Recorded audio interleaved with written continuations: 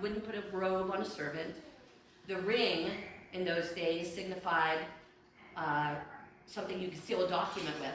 So that is a position of authority. The sandals, no servants were footwear. They all went barefoot. So he would never have been considered, so his father asked for sandals for him. He asked for footwear as well. And then he screamed out, and kill the fattened calf. Well, that was only done for the most special of occasions, because they would fatten the cow and have it ready for a day that they needed to have a big celebration.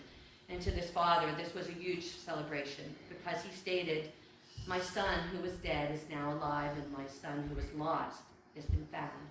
And so that was the most important thing to him. So they started the merriment. Well, the older son was out in the fields and heard all this commotion, and he came in and he said to the hired hands, what's going on? And they said, your brother's come back, and your father has killed the fattened calf, and we're having a celebration to celebrate his return.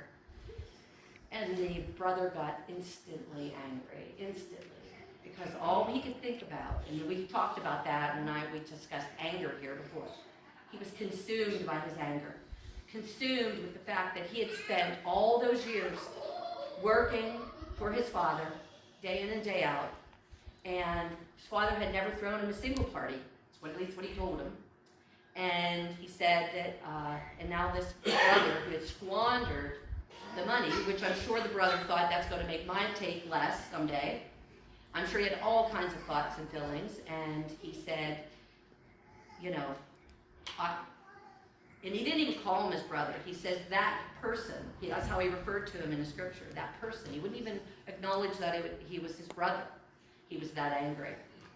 And the father said, I've been with you all along. I loved you all along. I've always loved you. You can have what's mine is yours. Anything I have is yours. But we must celebrate that your brother is alive.